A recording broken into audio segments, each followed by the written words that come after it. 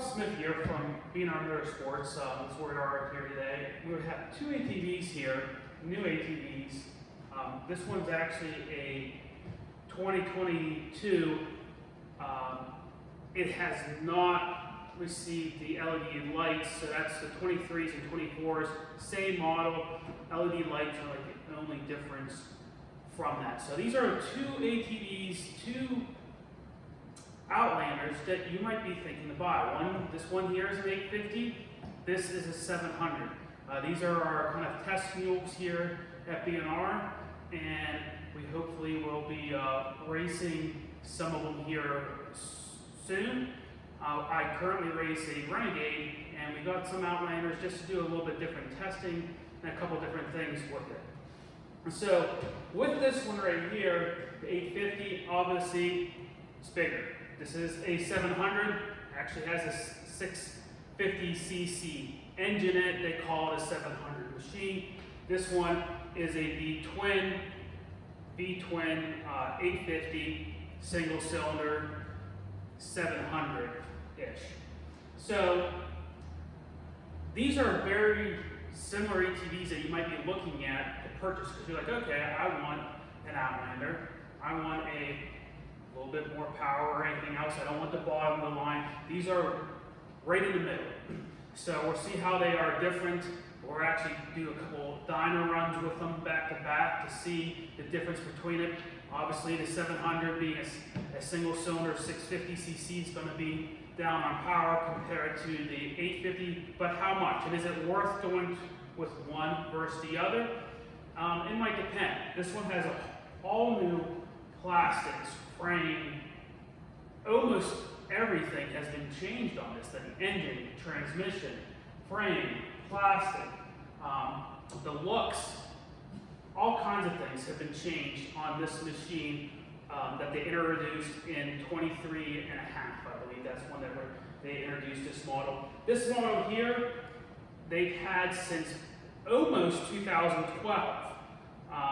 2012, they had the 800s, then they went in 2006, the 800s and the 1000s in 12. Then they went into 16, they got 850s, and then they got the 1000R engine platform. Still similar plastic and things on those. Not a whole lot of differences besides the engine power, some small other tweaks too.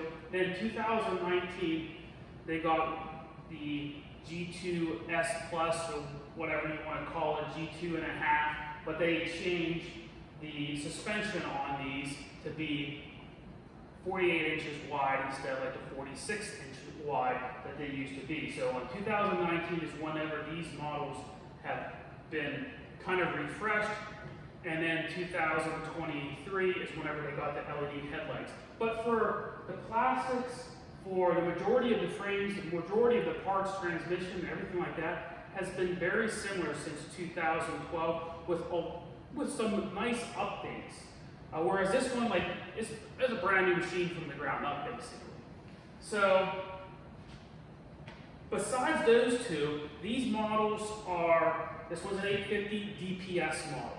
So that means that it's not bare bones, but it has the power steering, and it's an 850 and a couple little upgrades. This one is a 700 DPS.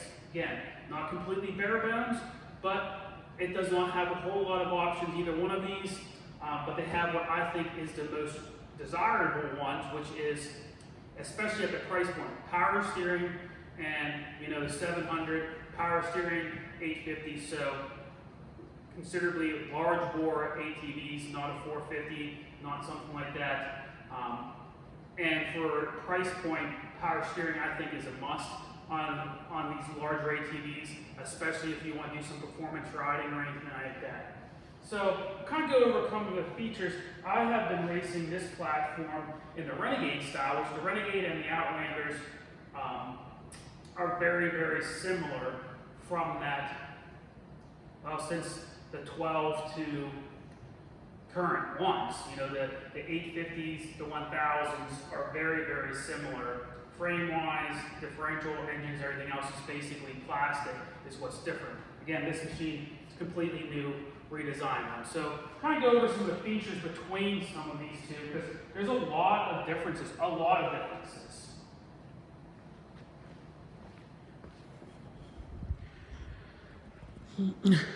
So these two, like I said, they're like brand new.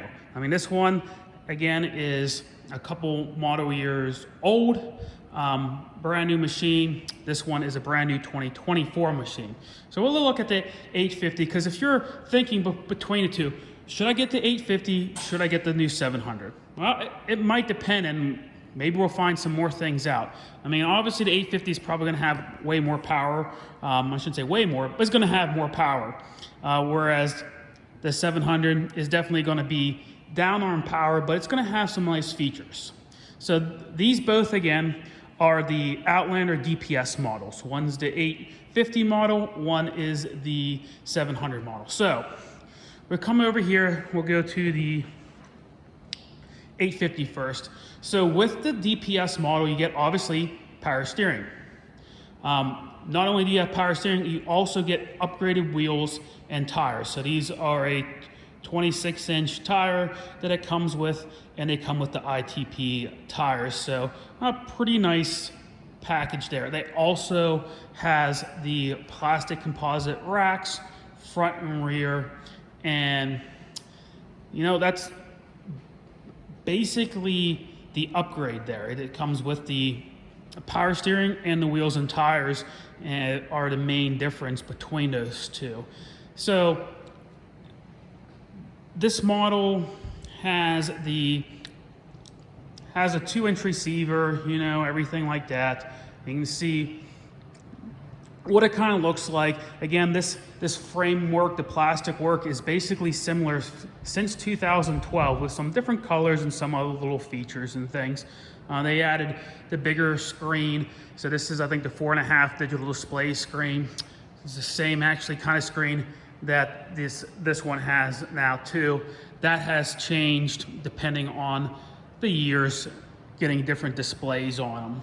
So you can see they're kind of same width-wise and length-wise. They kind of have a different seating style. Obviously the 700 is a lot smaller seat. It's a lot narrower seat also, which I think is going to be a huge improvement. The Renegades being the widest, the seat, the Outlander here, the older model Outlanders and the current model 850s and 1000 has a little bit wider seat up there, a little bit longer. So I think the narrow seat will be nice, because sometimes it feels, I rub my legs, feels a little bit wide. Feels like you've been riding a horse, I guess, after hours of riding it. So I think that's going to be a nice difference. Completely different suspension and frames on these. So you can see this model has the trailing arm system that they've had since, like I said, 19 is when the refresh was done, so they're a little bit wider. Then they changed them in 17, then they changed them in 2012, and then originally came out in 06, something along those lines. So they've stayed with the trailing arms, some type of trailing arms, for multiple years. Over here, this one has the independent suspension on the back. So this is upper lower A-arms, completely different from the trailing arm system that we have. So that can be a good thing. It's going to be different. It's going to be different, I guess. We'll see how it works. You can see this model has the metal racks here with the pockets, so you can put the link system in it. Metal front and back. This does have a lot more storage to it, or I guess different storage. So it has this massive front trunk. It's trying hard to do it with one hand here.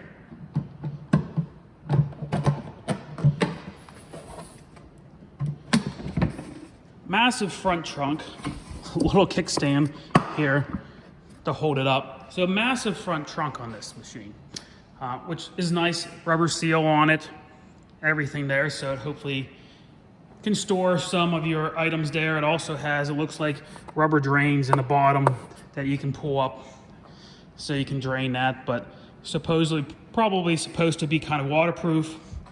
This model also has a little storage compartment here for your phone. Storage compartment for your phone. This one doesn't have the USB port on it. The upgraded models do. I'm sure you can get one, or maybe we'll see about that later on to add something to that. Also, clicks up so that you can have it. Has places rocker mounts so that you can add accessories there. Has your 12-volt accessory on the side. And then we have the storage area in the back, open storage area. So compared to this one, the only storage area that this has is in the back, which is a decent size. This has a rubber seal on it too. I know they make replacement ones. Sometimes this can be an issue because if you don't get this completely locked, or if you are riding aggressively, those can come loose on you. But storage-wise, I think the new one is kind of a winner, especially if that front comes up, you kind of can tell, whereas the back one, you don't know that you lost anything until it's basically long gone. So this 700 DPS comes with steel wheels and basic 25-inch tires.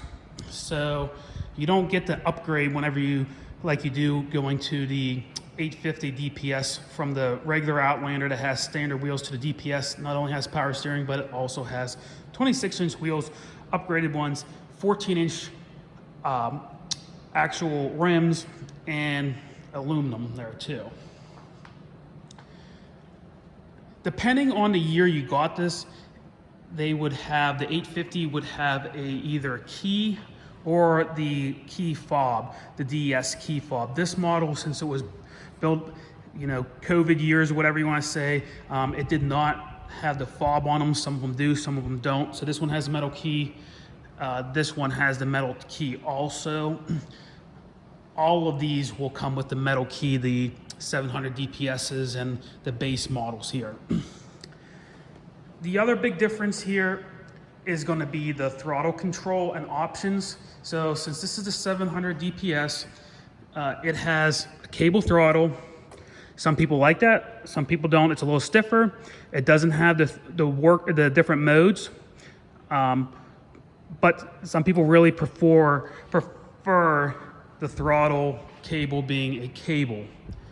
Over here, this is a electronic flyby or drive-by wire system, a lot softer. It can be difficult to get used to, but I think after a couple minutes or riding it, you get kind of used to. Just taking off, it's a little bit different from a cable one. This one also has the 3 different modes. There's work mode, normal mode, and performance. If you get into the 700 XMRs and Pros and some of the different options, you will see that you will have that electronic throttle assembly. So that might be a nice benefit. It will have the different modes too. It will have, the work and normal and performance modes on those two, whatever they call them. So that is a feature that's different between the two also. The main different thing I see is this is a completely tube frame. So this is a complete tube frame built, brand new design, where this one, or I should say round tube frame design, where this one has a lot more square tube on it, taking back since, the Can-Am kind of started with the square tube type stuff. So the round tube will be interesting. It's completely new, different, a lot of different gussets and pieces on this thing's triangulation, I should say, on it. Completely different differentials, gearboxes, everything else on this machine. So one of the biggest things I'll say is different is how this one is going to be to work on it. So right underneath the seat, you have your spark plug and coil on plug right there. So real easy to change the spark plug. This is where you would jump it for the 12 volt because the battery is actually underneath by the tire there. fuel pump sending units right there. So the battery is actually underneath here. That might be more difficult to get to than the 850 on thousands, the older models, because the battery is right there. But other than that, I think everything's a lot easier. Air filter. Air filter on this machine, right here. Not too terrible to get to it. That's how you can get to the air filter on that one. Besides the battery and air filter, the rest of the maintenance is going to be a lot more involved. Besides, you can check the oil real easy right here. The oil filter, you're going to have to remove these panels to change the oil filter because it's kind of hidden there. Spark plugs, you're going to have to remove both panels because this is a V-twin, so you remove this side to get to this one, and you're going to have to remove this side to get to the front cylinder, basically. So that's a lot different there to work on. This one, 700 air filter. We got the 2 quick laps clips there, quarter turns, and this button on the side. Gonna push up. All right. Nope. All right. So this is a CVT intake. This is the air intake. Air filter. Right there. Massive air filter too. You can see the difference here. Massive difference. So really nice to get to that. I'm doing one-handed, you know, put that back on. These actually seal to the bottom of this cover. So your air intake and your CVT intake right there. And then, like I said, spark plug, really easy to get to this one. Air filter is easy to get to. CVT intake is easy to get to because sometimes you can get debris or things on that. Then these panels. This is what is nice on these ones. So these panels, one quarter turn and they pop out.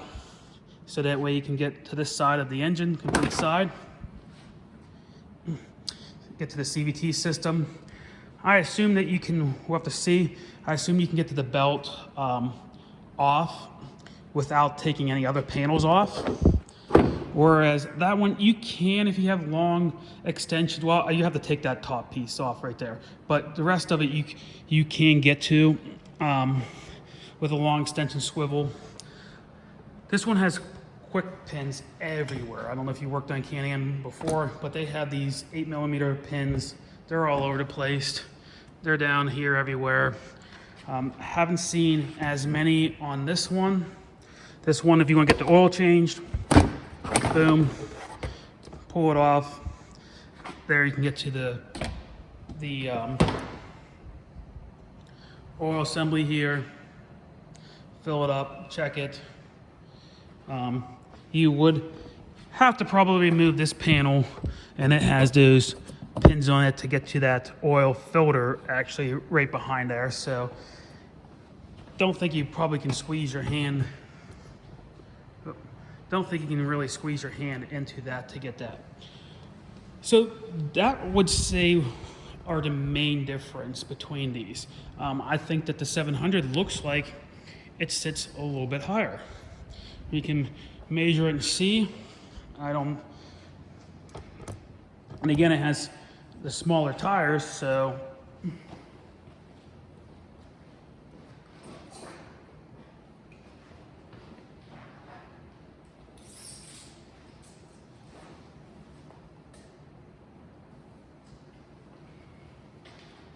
has it right at about foot clearance. This right here is right at 10 inches of clearance on that. It actually could max it out. I can see this one feels a lot softer compared to the front of this one. Look at the back.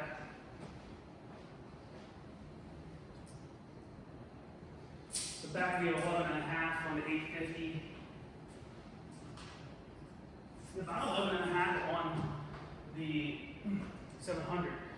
I truly like to have a little bit of brake higher in the front and lower in the back. Obviously, this will not be sitting on it, so when you sit on it, probably settle a little bit more. But I like having a little bit of a higher ground clearance in the front and the back. But again, this is going to set it down a little bit whenever you get onto that back there, so even out a little bit more. So pretty similar. This front one is a little bit more clearance. I had to do it in the front, so I guess you go underneath the belly, 11 inches. 10 and a half. Very close. Again, this one does have 26-inch tires. That one has 25-inch tires. Doesn't mean that they're actually that tall. So this one looks like a tall 25. And this looks like a short 26. So probably pretty similar overall diameter there. Radiator on both of them are right up in the front. The new Renegades are really nice because you can take that panel real easy off to clean them. This, I think you probably get to it easier on behind it to clean it. You can see how much more open it is in here than the 850 with the shrouds on it. So this one has nice LED lights, like I said. Since this is actually a 22 model, it doesn't. If you get a 23 or 24, it will have the same LED lights on it and a little bit different front styling right there. But this service recommend intervals on this one, the 700, is what is the big claim to fame, I guess, too. Is there a lot longer intervals than they used to be?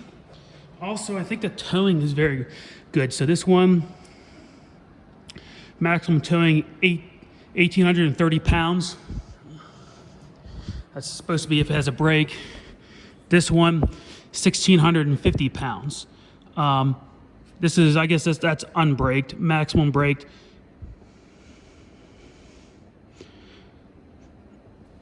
Unbraked. 1,650 pounds unbraked. So, and this one was 1,830 unbraked, or 1,830 braked. So it's kind of interesting how unbraked is only 870 pounds. So kind of interesting how this one has a lot more towing capacity, but braked. Whereas this one, they say, has a maximum one of 1,650 unbraked. So I'll have to look in the service manual what they actually say braked wise and unbraked wise for this one. I don't see a braked maximum on it. Maximum tongue weight 165. Maximum tongue weight 183. So we'll have to look the service or the owner's manuals to see, since they do not list braked and unbraked on this one, the 850. The exhausts are different, obviously straight out, kind of loops around to the side. Rear brakes different. Shocks completely different. Like I said, whole suspension's completely different. You can see how the A-arms and stuff, that's hopefully will make this thing handle very well, how far in that they are and how long they are compared to the 850 here. Also, I believe this engine looks like it sits down farther into the frame, so it might have a less rolly or tippy feeling, which would be beneficial also. So also have these metal tubes that come down to support the footwells, whereas the 850 and thousands are all just plastic footwells. I could see that being a good thing or a bad thing depending what happens. Obviously it's going to be probably more support over here, but then if you do bend it, I think it's a part of the frame. Have to look and see instead of being able to be unbolted. So I think that's overall size of it seems pretty similar. I think the seat on the 700 seems a little bit lower. The front end seems a little bit higher.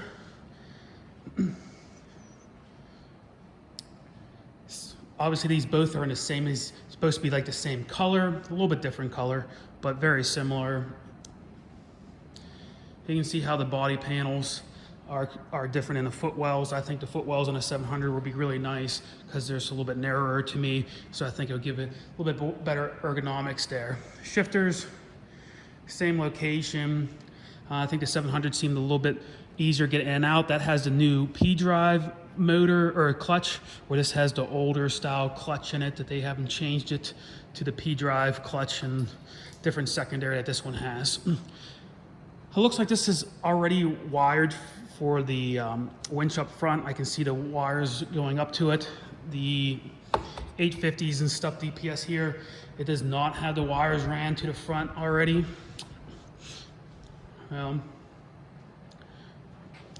Different. We'll see what they do on the dyno next.